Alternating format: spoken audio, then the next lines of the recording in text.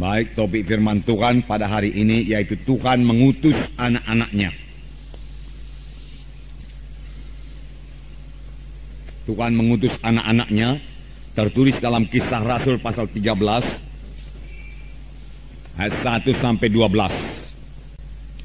Pada waktu itu dalam jemaat di Antioquia ada beberapa nabi dan pengajar, yaitu Barnabas dan Simeon yang disebut Niger, dan Lukius orang Kirene, dan Menahem yang diasuh bersama dengan raja wilayah Herodes dan Saulus.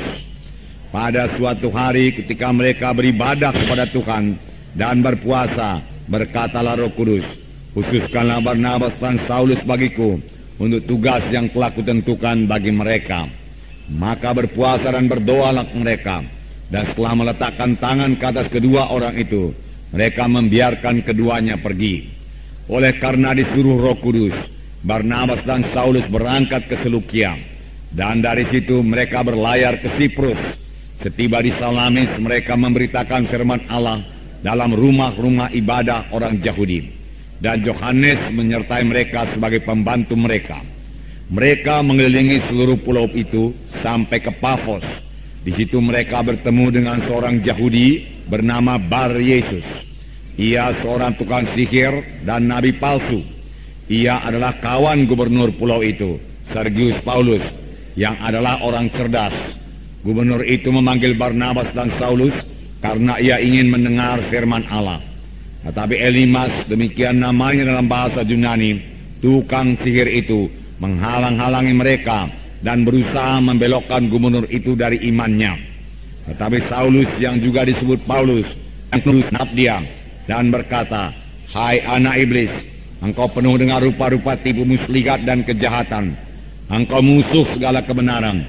Tidakkah engkau akan berhenti membelokkan jalan Tuhan yang lurus itu? Sekarang lihatlah, tangan Tuhan datang menimpa engkau, dan engkau akan menjadi buta beberapa hari lamanya. Engkau tidak dapat melihat matahari." Dan seketika itu juga orang itu merasa diliputi kabut dan gelap, dan sambil meraba-raba ia harus mencari orang untuk menuntun dia. Melihat apa yang telah terjadi itu, percayalah gubernur itu, ia takjub akan ajaran Tuhan. Ini dikatakan jemaat di Antioquia dipersiapkan Tuhan untuk mengerjakan pekerjaan Tuhan dalam menjangkau jiwa-jiwa yang bukan bangsa Yahudi yang berada di bawah kekaisaran Romawi. Dan Tuhan memakai Paulus untuk ini, saudaraku. Saudara mengetahui riwayat sidang Antioquia ini. Riwayat sidang Antioquia ini bukan dimulai dari rasul-rasul yang menginjil, tidak. Tetapi dari anak-anak Tuhan yang tersebar karena aniaya. Dari anak-anak Tuhan yang tersebar ini, saudaraku, ada beberapa orang Siprus, orang Kirene, yang bicara kepada orang Yunani, yang bicara kepada orang Antioquia. Dan orang Antioquia, saudaraku, menerima Injil tersebut. Dan saudaraku, berdirilah sidang Tuhan di Antioquia. Dan kabar ini sampai ke Yerusalem. Lalu saudaraku, sidang pusat di Yerusalem mengutus Barnabas, saudaraku, ke Antioquia.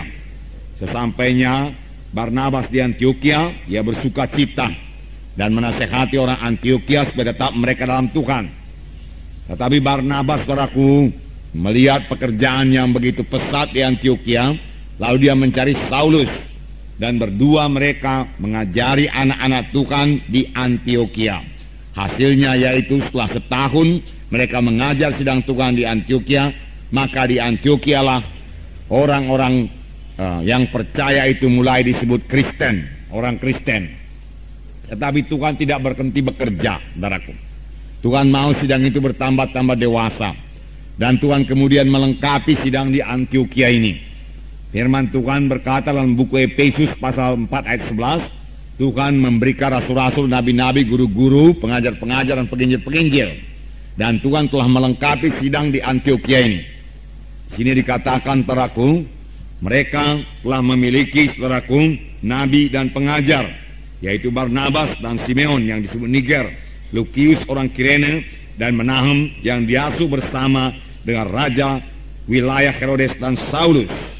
Nah, pada waktu mereka beribadah kepada Tuhan dan berpuasa, berkatalah Roh Kudus, khususkanlah Barnabas dan Saulus bagiku untuk tugas yang telah kutentukan bagi mereka. Jadi saudaraku, sidang jemaat di Antioquia ini telah dilengkapi Tuhan dengan beberapa nabi dan pengajar, dan Roh Kudus memimpin jemaat itu.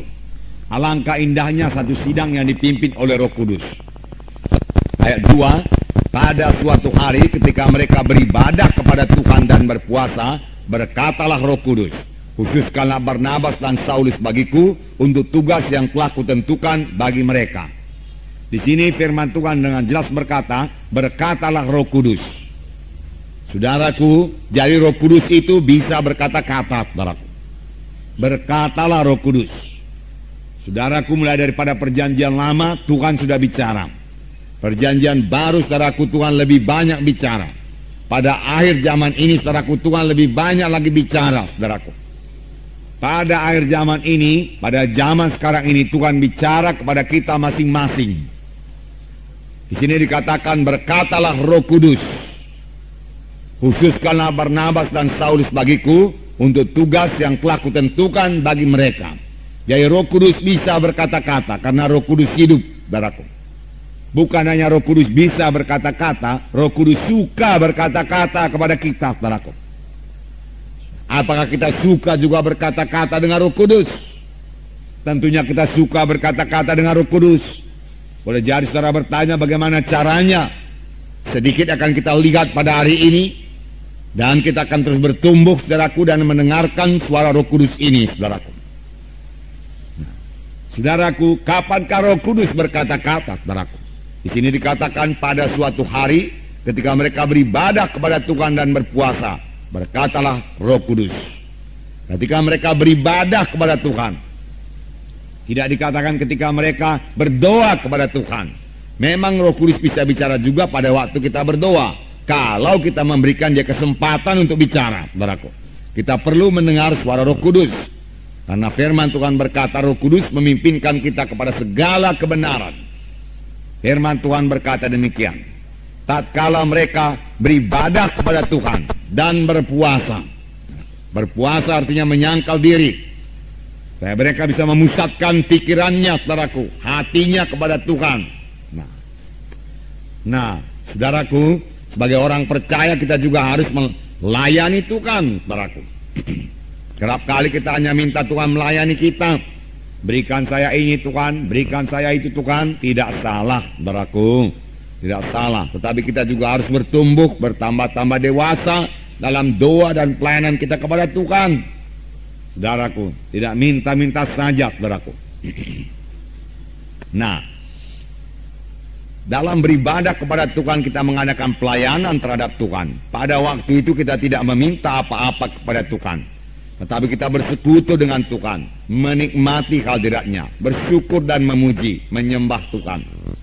Raja Daud berkata, satu hal telah ku minta kepada Tuhan, yaitu supaya aku diam dalam rumah Tuhan, diam dalam bait Tuhan, dan menikmati hadirat Tuhan, menikmati kehadiran Tuhan. Dia mau tinggal di rumah Tuhan selama-lamanya, seperti sidang di Antioquia. Pada waktu mereka beribadah kepada Tuhan, mereka mendengar suara Roh Kudus. Nah, mereka mendengar suara Roh Kudus. Tapi kalau kita teliti, saudaraku, mereka juga penuh dengan Roh Kudus. Saudaraku. Sidang Antioquia ini penuh dengan Roh Kudus. Bahkan Paulus, saudaraku, pada waktu dia melayani, saudaraku, dalam ayat 9 dikatakan, tetapi Saulus, yang juga disebut Paulus, yang penuh dengan Roh Kudus, menatap dia dan berkata. Nah, saudaraku, sidang Antioquia penuh dengan Roh Kudus.